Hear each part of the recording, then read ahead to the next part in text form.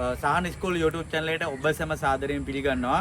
ඉතින් බලන්න අද මම ඔයාලට කියලා දෙන්නේ ඔටෝ වාහනයක් කොහොමද ඩ්‍රයිවිං කරන්න කියලා. එන්න මාත් එක්ක නිවර්දි බලමු ඔටෝ වාහනයක් ඩ්‍රයිවිං කරන්න කොහොමද කියලා. මල වෙන්නගේ.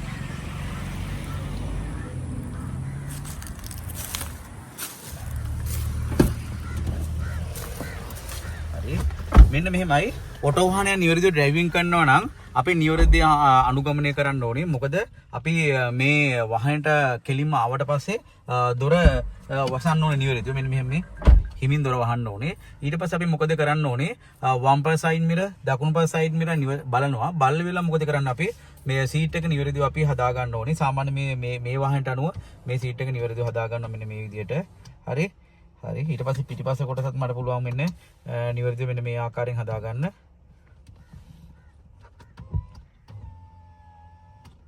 අන්න එහෙම. මොකද නිවර්දිව ඩ්‍රයිවිං සීට් එක සාදාගත යුතු වන්නේ සාමාන්‍යයෙන් අපිට ඒක අපිට පහසුව නිවර්දිව ඩ්‍රයිවිං කරන්න. නිවර්දිව ඩ්‍රයිවිං කරන්න පහසු වුණොත් තමයි අපිට නිවර්දිව ඩ්‍රයිවිං කිරීම තුළින් තමයි අපිට විනීත රුධිරයක් බවට පත් වෙන්න ඕනේ. ඒ වගේම මාර්ග අනතුරුකින් ආරක්ෂා වෙන්නත් මේ ක්‍රමය නිවර්දිව බලපානවා. ඒ වගේම දැන් අපි මේ වාහනේ ස්ටාර්ට් කරන්න ඕනේ. අපි ස්ටාර්ට් කරලෙමු මුලින්ම. මොකද ස්ටාර්ට් කරනවා නම් මේ වාහනේ ඔටෝ වාහනයක් මේ P අවස්ථාව තියෙනවා. මෙතන තියෙනවා P එක. ඔයාලට පැහැදිලිද? P අවස්ථාවේ තමයි දැන් මේ වාහනේ තියෙන්නේ. අපි මොකද කරන්නේ? මේ වාහනේ ස්ටාර්ට් කරනවා නම් මෙතන තියෙනවා බ්‍රේක් එක. බ්‍රේක් එක මේ ආකාරයෙන් අපි ක්‍රියාත්මක කරනවා කකුලෙන්. දකුණු කකුල විතරයි යූස් කරන්නේ. ඔන්න වාහනේ මෙන්න මේ ස්ටාර්ට් කරනවා. හරි. ස්ටාර්ට් කරාට පසුව දැන් ඔයාලට මම පැහැදිලි කිරීමක් මල්ලි දොර වැහිලා නැහැ. දොර පොඩක් වහන්න මම අතට දොර. හරි. හරි. දැන් මම පැහැදිලි කිරීමක් කරන්නම් කොහොමද ඔටෝ වාහනය ඩ්‍රයිවිං කරන්න කියලා. මම ඔයාලට මුලින්ම කියලා දුන්නා සීට් එක කොහොමද සකසා ගන්න කියලා. ඉතින් සමහර වාහනවල මෙතන ඇඩ්ජස්ට්මන්ට් තියෙනවා. සමහර වල මෙතන තියෙනවා. අපිට පාසු ආකාරي වතුන සදාගත්තට පස්සේ අපි කොහොමද නිවර්දිව සීට් බෙල්ට් එක අපි යොමු කරනවා. නිවර්දිව සීට් බෙල්ට් එක අපි සීට් බෙල්ට් එක නිවර්දිව යොමු කරන්න පුළුවන් අපිට මෙන්න මෙහෙම. ඊට පස්සේ අපි මේ ඔටෝ වාහන විශේෂත්වය තමයි ළමයි මේකේ ක්ලච් එකක් නැහැ. ඒතර වම් කකුල පාවිච්චි කරන්නේ. වම් කකුල අපි මෙතන රෙස්ට් එකේ මෙන්න මේ රෙස්ට් එකේ තියාගන්න වම් කකුල. ඊට දකුණු කකුලෙන් තමයි බ්‍රේක් එකයි ඇක්සලරේටර් යූස් කරන්නේ. ඒ වගේම බ්‍රේක් එකේ ඇක්සලරේටර් යූස් කරනවා නම් අපේ කකුල මෙන්න මෙහෙම තමයි මේ බ්‍රේක් එකට කෙලින් මෙහෙම තියාගන්නවා. බලන්න මගේ පාදිකේ මෙන්න මෙහෙම තමයි බ්‍රේක් ඇක්සලරේට් මේ මෙහෙම යූස් කරන්නේ නැහැ. මෙහෙම යූස් කරන්නේ. ඒ වගේම ඔයාලා දැනගන්න ඕනේ මෙන්න මෙහෙම කකුල රෙස්ට් එකේ වම් කකුල එහෙම තියාගත්තා. බලන්න කකුල මෙන්න මෙහෙම තමයි යන්නේ. මෙන්න මේ පොසිෂන් එකට තමයි අපි කකුල යා යුතු වන්නේ. ඊට පස්සේ අපි බලන්න මගේ අත් දෙක කොහොමද තියෙන්නේ කියලා. මෙන්න මෙතනින් මෙහෙම නැමිලා ගානට මේ ඇන්ගල් එක තියෙන්න ඕනේ. මොකද අපිට නිවර්දිව ඩ්‍රයිවිං කරන්න හොඳ ඉඩකඩක් තියෙන්න ඕනේ. ඒ විදිහට තමයි අපි නිවර්දිව පාසුවේ ඩ්‍රයිවිං කරන්නේ. ඒ වගේම මම ඔයාලට කලින් සඳහන් කරා වගේම ඔටෝ වාහනය ඩ්‍රයිවිං කරන උපරිම මේ වාහනේ තියෙන්න ඕනේ වීල් බැලන්ස් එක. ඒ කියන්නේ මේ ස්ටියරින් වීල් කන්ට්‍රෝල් එක උපරිම තියෙන්න ඕනේ. ඒක අපි නිවර්දිව අපිට වාහනේ නිවර්දිව පුහුණු වීමේදී ස්ටියරින් කන්ට්‍රෝල් එක අපිට පුහුණුවත් එක්කම ඒක හදා ගන්න පහසු වෙනවා. ඉතින් දැන් මම ඔයාලට පැහැදිලි කිරීමක් කරනවා කොහොමද දැන් මේ වාහනේ ස්ටාර්ට් කරේ P අවස්ථාවේ. ඒ වගේම මේකේ ක්ලච් එකක් නැහැ. ඒ වගේම මම ඔයාලට සඳහන් කරා මේක ගියර් දාන්න නැහැ. ගියර් ඔටෝමැටිකලිව මේක සිදු වෙනවා. ඉතින් මේ ගියර් ලිවර් එක තමයි මෙතන තියෙන්නේ. මෙතන බලන්න R තියෙනවා, N තියෙනවා, D තියෙනවා. දැනට මේ දේවල් ටික දැනගන්න. R කියන්නේ රිවර්ස් අවස්ථාව, N කියන්නේ නියුට්‍රල් අවස්ථාව, D කියන්නේ ඩ්‍රයිවිං අවස්ථාව. නියුට්‍රල් කියන්නේ එන්ජින් එකයි රෝද අතර සම්බන්ධතාවය නැති වෙන අවස්ථාවක්. එතකොට ඒක තමයි අපි නියුට්‍රල් කියලා අපි මේ හරිය අපි අර්ථ දක්වන්නේ. ඉතින් අපි දැන් මේක වාහනයක් ඉදිරියට ඩ්‍රයිවිං කරනවා නම් අනිවාර්යයෙන්ම අපි මොකද කරන්නේ? අපි ඉදිරියට ඩ්‍රයිවිං කරනවා මේක D අවස්ථාවට යොමු කරන්න ඕනේ. ඉතින් D අවස්ථාවට යොමු කරනවා නම් අනිවාර්යයෙන්ම ඔටෝ වාහනේ මේ බ්‍රේක් එක පා ගන්න ඕනේ. බ්‍රේක් එක පෑගුවාට පස්සේ තමයි මේ ඔටෝ ගිය එක නියමිතව ක්‍රියාත්මක වන්නේ. දැන් බලන්න මේ ඔටෝ බ්‍රේක් එකේ පෑගුවට මෙතන තියෙනවා පොඩි බටන් එකක්. මේ බටන් එක ප්‍රෙස් කරන සමහර වගේ මෙතන තියෙනවා, සමහර වගේ මෙහෙම තියෙනවා, සමහර වගේ මේ හරියින් වගේ තියෙනවා. ඉතින් මෙන්න මේක අපි D එකට යොමු කරනවා මෙන්න මෙහෙම. D එකට ඕන D අවස්ථාව. N නම් N, R නම් R, P නම් P.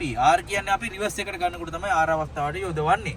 දැන් ඔන්න ඔය දේවල් ටික දැනගන්න. ඊට පස්සේ අපි මේ ස්ටියරින් වීල් එකේ අපි ස්ටියරින් වීල් එක කොහොමද නිවර්දිව හසුරවනවා නම් ස්ටියරින් වීල් එක මෙන්න මේ ආකාරයෙන් අපිට තියාගන්න පුළුවන් මෙන්න මෙහෙම. ඔරලෝසුවේ 9යි 3. එතකොට මෙන්න මේ ආකාරයෙන් අපිට තියාගන්න පුළුවන්. සිග්නල් එක දානවා, වමට සිග්නල් දානවා, මේව ඕෆ් කරනවා, දකුණට සිග්නල් එක දානවා. හරි ලොකු weight එකක් දරන්නේ නැහැ. ඒ වගේම අපි සීට් එක සකසාගෙන සමහර අය දැකලා ඇති මෙන්න මෙහෙම යනවා. මෙන්න මෙහෙම ලං කරලා මෙන්න මෙහෙම යනවා. මෙන්න මෙහෙම යනවා. මෙන්න මෙහෙම යනවා. එහෙම යන්න එපා. වැරදි ක්‍රමයක්. ඒ වගේම සමහර අය මෙන්න මෙහෙම පිටිපස්සට අරගෙන මෙන්න පොඩ්ඩක් ඔයාලට මම පැහැදිලි කිරීමක් කරන්න. මෙන්න මෙහෙම ඩ්‍රයිවිං කරනවා. මෙන්න මෙහෙම ඩ්‍රයිවිං කරනවා. එහෙම ඩ්‍රයිවිං කරන්න එපා ළමයි. මොකද ඒ වැරදි ක්‍රමයක් ඔයාගේ අනතුරක් වුණොත් එimhe ඔයාගේ ඒක බලපානවා ඔයාගේ ජීවිතේට පවා ඒක බලපානවා. ඉතින් ඔයා මාර්ග අනතුරින් අවම වෙන නිවැරදි තැන් වලදී අනුගමනය කරන්න. ඒ වගේම මම ඔයාලට සඳහන් කරා පිටිපස්ස රිව් එක. මම මේ වාහනේ පිටිපස්ස රිව් එක පැහැදිලිව ඔයාලට දක්නට ලැබෙනවා. වම් පස් සයිඩ් මිරර් දකුණු පස් සයිඩ් මිරර් පිළිබඳව තව අවධානය යොමු කරන්න ඕනි. මේ ඔටෝ වාහනයක ලොකුවට හිතන්න දෙයක් නැහැ. සාමාන්‍යයෙන් සරලයි. ඉතින් ඩ්‍රයිවිං කිරීමේදී ඔයාගේ හැකියාව ඔයාලගේ හිතන මට්ටම අනුව තමයි මේක නිවැරදි පුහුණුවත් එක තමයි ඔයාගේ කාලය කොච්චර කාලයක් යනවද කියලා තීරණය වෙන්නේ. දැන් අපි ඉදිරියට වාහනයක් ඩ්‍රයිවිං කරනවා. අපි මොකද කරන්නේ? මේක ඩී අවස්ථාවට යොමු කරන්න ඕනේ. දැන් ඩී අවස්ථාවට යොමු කරන මගේ වම් කකුල තියෙනවා රෙස්ට් එකේ. එතකොට මේ නිතරම අපේ මේ දකුණු පාදිකේ මෙන්න මෙහෙම යන්න ඕනේ. brake the accelerator. ඒ කියන්නේ අපි වාහනයක් ඉදිරියට ඩ්‍රයිවිං කරද්දි ළමයි බාධකයක් එනවනම් අපි මොකද කරන්න ඕනි? හෙමින් සැරේ ඇක්සලරේටර් කකුල බ්‍රේක් එකට ගේනවා. ඇක්සලරේටර් කකුල බ්‍රේක් එකට ගේනවා කියන්නේ ඔයාලා තේරුම් ගන්න ඕනි අනිවාර්යයෙන්ම එන්ජින් බ්‍රේක් එක ගන්නවා කියන එක. එතකොට අපි ඉදිරියට යද්දී බාධකයක් එනවනම් ඇක්සලරේටර් කකුල ගන්නවා කියන්නේ එන්ජින් බ්‍රේක් එක. ඊට පස්සේ මොකද ෆුට් බ්‍රේක් එකෙන් මොකද කරන්න ඕනි? හිමින් සැරේ අපි ස්මූත්ව වේගය අඩු කර ගන්නවා. එතකොට එකපාරම බාධකයක් එනවනම් අපිට බ්‍රේක් එකේ අවස්ථාවන් දෙකක් තියෙනවා. පළවෙනි අවස්ථාව තමයි ස්මූත් බ්‍රේක් එක. ඒ කියන්නේ ඈත තියා බාධකයක් හඳුනා ගන්නවා. ස්මූත් බ්‍රේක් එක හිමින් සැරේ ක්‍රියාත්මක කරනවා. බාධක ලඟ වෙන තමයි බ්‍රේක් එක තද කරන්නේ. පැහැදිලි එකපාරම බාධකයක් එනවා. ඒ කියන්නේ අපිට යන්න බැරි බාධක එකපාරම බ්‍රේක් එක ක්‍රියාත්මක කරන එක ශනික බ්‍රේක් එකලා අර්ථකථනය දක්වන්න පුළුවන්. ඉතින් අපි නිවැරදිව ඩ්‍රයිවිං කරනවා නිතරම මම ඔයාලට කිව්වා වගේ මේ කකුල නිතරම වැඩ කරන්න ඕනේ. නිතරම වැඩ කරනවා කියන්නේ මේමයි. අපි හොඳ නිරීක්ෂණයක් කරලා තමයි වාහනය ඩ්‍රයිවිං කළ යුතුවන්නේ. ඒතර අපි නිවැරදිව මේ වාහනය ඩ්‍රයිවිං කරනවා නම් අපි මෙහෙම ඉදිරිය බලන්න ඕනේ. ඉදිරිය බලලා අපි ඈතත් බලන්න ඕනේ. ඈත කෝණයෙන් හරවන්නේ නැහැ. අපි මේ ළඟ කෝණයෙන් තමයි වාහනේ හසුරුවන්නේ. පාරේ තියෙන සිටුේෂන් එක අනුව තමයි ස්ටීරින් වල හරවන්නේ. ඒවා ස්ටීරින් වල හැසිරීමේදී අපි පාරේ කෙලින් මාර්ගයක යනවා නම් අපි මේ මෙහෙම කප යන්න ස්ටීරින් වල කෙලින් අරගෙන යනවා. වම් පැත්තට යන දෙනවා චූට්ටක් වගේ තමයි මෙහෙම යන්නේ. දකුණු පැත්තට යනවා නම් මෙහෙම සාමාන්‍යයෙන් පොඩි වඩ ප්‍රමාණයක් තමයි අපි හැරවිය යුතු වන්නේ. ඉතින් මම මේ සිංහලෙන්ම ඔයාලට කියලා දෙන්න සිංහලෙන් අර්ථකථනය දැක්වීමෙන් ඔයාලට පහසුයි මේ පිළිබඳව හොඳ දැනුමක් ලබා ගන්න.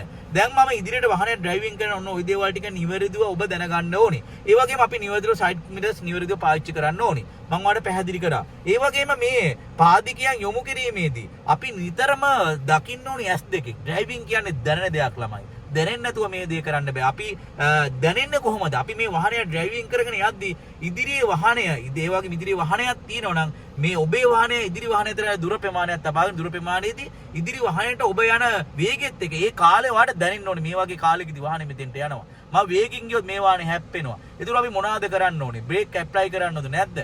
අපි වාහනේ හරවද්දි සංඥා දාන්න ඕනිද? ඔය කෙලින් යද්දි සංඥා දාන්න ඕනේ. දේවල් දැනගන්න. ඊට පස්සේ සංඥා දැම්මට පස්සේ නැවත ඒ සංඥා ඕෆ් කරන්නත් ඔයාලා පිළිබඳ හොඳ මානසිකත්වයක් ඔබ ගාව තියෙන්න ඕනේ. ඒ වගේම අපි නිතරම වාහනය ඩ්‍රයිවිං කරන්න සුදු ඉරට සමාන්තරව තමයි අපි වාහනය ඩ්‍රයිවිං කරන්න ඕනේ. මොකද අපි ආධුනික රියදුරන්. ඉතින් ආධුනික රියදුරන් ඇටියට පාරේ වම් පසෙන් තමයි නිවැරදි අපි ඩ්‍රයිවිං කරන්නේ. ඒ වගේම අපි ඩ්‍රයිවිං කරද්දී අනිවාර්යයෙන්ම පදික මාරුවන් පිළිබඳ අවදානම් වංගු පිළිබඳ මන්සන්දි කොටු පිළිබඳ ඒ වගේම හන්දි පිළිබඳ ලොකු අවධානමක් ඇතුව අපි නිවැරදිව ඩ්‍රයිවිං කරනවා. ඒ වගේම මාර්ගයේ ඒ විවිධ ආකාර විවිධ පුද්ගල විවිධ ආකාරයෙන් පත් කරනවා. මේ කියන්නේ භාවිතා කරනවා. ඒ අන්ධයන් ඒ වගේම පාපදිකරුවන් ඒ වගේ අට්‍රැක්ටර් ට්‍රැක්ටර් ඉතින් ඒ වගේ වාහනත් එක්ක අපි මේ පුරුදු වීමේදී අපි හොඳ පරීක්ෂාකාරීව නිවැරදිව ඩ්‍රයිවිං කරන්න ඕනේ. දැන් මම ඔයාලට පැහැදිලි කිරීමක් කරන්න දැන් අපි යාමට සූදානම් වෙනවා. දැන් මොකද කරන්නේ? මම බ්‍රේක් එක ක්‍රියාත්මක කළා. ඔන්න ඩී අවස්ථාවට යොදනවා. ඩී අවස්ථාවට යෙදුවට පස්සේ මොකද කරන්නේ? කණ්ණාඩිය බලනවා.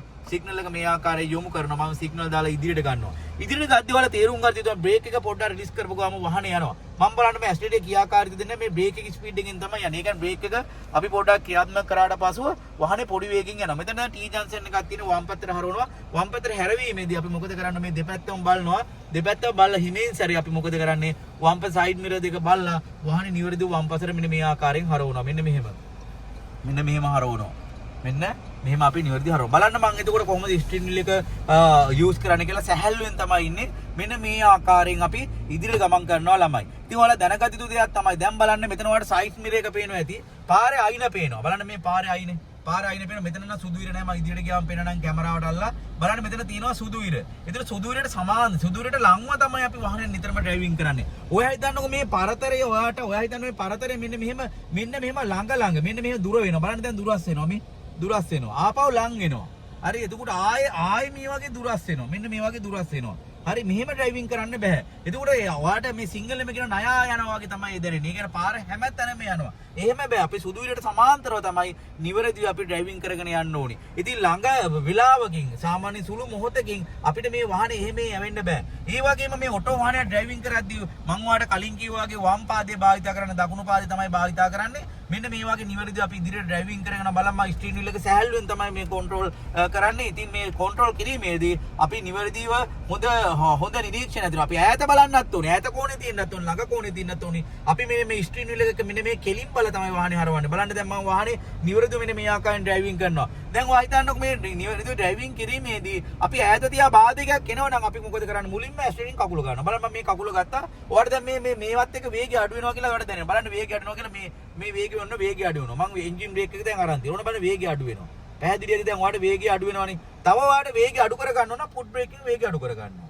පැහැදිලිද? එතකොට මේ ඇක්සලරේටින් කකුල ගන්නවා කියන්නේ එන්ජින් බ්‍රේක් එක ගත්තා. එන්ජින් බ්‍රේකින් පස්සේ ෆුට් බ්‍රේකින් වේගය. දැන් බාධකේ මිදෙනවා. මිදුණාට පස්සේ අපි නැවත මොකද කරන්නේ? ඇක්සලරේටරේ ක්‍රියාකාරීත්වය මේ ආකාරයෙන් නිවැරදිව අපි ලබා දෙනවා. ඉතින් ඔයාලා නිතරම දැනගන්න යුතු දෙයක් තමයි අපි මේ දැන් මේ වාහනයක් ඩ්‍රයිවිං කිරීමේදී එකපාරම අතුරු මාර්ග වලින් එක්වරම වාහන යොමු කරනවා. ඒ වගේම පදිකයන් පිළිබඳ මම ඔයාලට කලින් කිව්වා වගේ අවිධිමත්ව මාර්ග පරිහරණයන් පිළිබඳ ඒ වගේම සුදුසු වේගයක් පවත්වා ගන්න මේ විදිහට අපි නිවැරදිව වාහනේ ඩ්‍රයිවිං කරගෙන යා යුතුනේ. ඒ සඳහා ඔයාලා තේරුම නිවැරදිව හොඳ රියදුරු උපදේශක මහත්තයෙක්ගෙන් රියදුරු පුහුණුවක් තුලින් ඔයාලා නිවැරදිව ඩ්‍රයිවිං කරන්න. ඉතින් මෙන්න මේ විදිහට අපි යන. ඒ වගේම අපි මැද තියෙන රිව්යු එකක් නිවැරදිව භාවිතා කරන්න ඕනි. ඒතර ඔයාලා කොයි වෙලේවත් ලොකු වේට් එකක් කරගෙන පාරේ තියෙන සිටුේෂන් එකට අනුව අපි නිවැරදිව මෙන්න මේ විදිහට අපි ඩ්‍රයිවිං කරගෙන යන්න පුළුවන් ඔටෝ වාහනයක්. ඒ වගේම ඔටෝ වාහන ඩ්‍රයිවිං කිරීමේදී මම ඔයාලට කලින් කිව්වා වගේ දකුණු පාදයේ නිතරම වැඩ කරන්න ඕනේ. වැඩ කරනවා කියන්නේ බ්‍රේක්ද ඇක්සලරේට්ද බ්‍රේක්ද ඇක්සලරේට්ද ඇක්සලරේට් කියන්නේ බාධකයක් නැත්තම් කෙලින් ඉදිරියට බාධකයක් තියෙනවා නම් එන්ජින් බ්‍රේක් ගත්තා බ්‍රේක් වෙනවා. මම නිතර මේ දේ නොකොඩවා කියන්නේ රියදුරෙක් වෙනවා නම් ඔයාලා නිවැරදි රියදුරෙක් බවට පත් වෙන්න. මොකද ඩ්‍රයිවිං ලයිසන් එකක් කියන්නේ අනිවාර්යයෙන්ම ලොකු අවදානමක් ගත්ත දෙයක් කියලා තේරුම් ගත යුතුයි. ඉතින් අපි දැන් මේ වගේ නිවැරදිව ඩ්‍රයිවිං කරගෙන යද්දී අපිට වාහනේ වම් පසට හරවනවා වම් පස කණ්ණාඩියක් දකුණු පසට හරවන්න ඕන දකුණු පස කණ්ණාඩියක් ඒ වගේම නිවැරදිව බලන්න ඕනේ. ඒ වගේම සංඥාත් යොමු කරන්න ඕනේ කියලා මතක තියාගත යුතුයි. ඒ වගේම අපි ඉදිරියට වාහනේ ගිහිල්ලා අපි වාහනය පාක් කරනවා නම් අපි මුලදී කරන්නේ මුලින්ම එන්ජින් බ්‍රේක් එක ලබා ගන්නවා. වේගය අඩාල වෙනවත් එක්කම මොකද කරන්නේ? අපි වමට සිග්නල් එක යොමු කරනවා. සිග්නල් එක යොමු කරාට පස්සේ සුසු තැනක් තියෙනවා. අපිට මේ ආකාරයෙන් වාහනේ පාක් කරන එන්ජින් බ්‍රේක් ගත්තා. තව වේගය අඩු කරනවා. ෆුට් බ්‍රේකින් වේගය අඩු කර ගන්නවා. මෙන්න මේ විදිහට අපිට වාහනයක් පාක් කරන්න පුළුවන්. මෙන්න මේ විදිහට. දැන් ඔයාලා තේරුම් ගන්න ඕනේ අපි කොහොමද වාහනේ පාක් කරන්නේ කියලා. දැන් අපි මොකද කරන්නේ? අපි මුලින්ම කරන්නේ හෑන්ඩ් බ්‍රේක් එක තමයි ක්‍රියාත්මක වෙන්නේ. මෙතන තමයි මේකේ හෑන්ඩ් බ්‍රේක් එක තියෙන්නේ. මෙන්න මේ. ඒතකොට හෑන්ඩ් බ්‍රේක් කියලා මේවට අර්ථකථන දක්වන්නේ සාමාන්‍යයෙන් මේකට කියන්නේ පාකින් බ්‍රේක් එක නැත්නම් ඉමර්ජන්සි බ්‍රේක් එක කියලා අපිට යූස් කරන්න පුළුවන්. දැන් මොකද කරන්නේ? ඊට පස්සේ තමයි අපි P එකට යොමු කරන්නේ. මෙන්න මේ විදිහට අපිට පුළුවන් මූලික ස්ටෙප් ටික ඔටෝ වාහනයක වලට දැනගන්න. ඉතින් අපේ සහන ස්කූල් YouTube channel එකත් එක්ක රැඳී සිටින්න. මෙයන් වීඩියෝ තුන නැවත හැමෝටම සුබ දවසක්.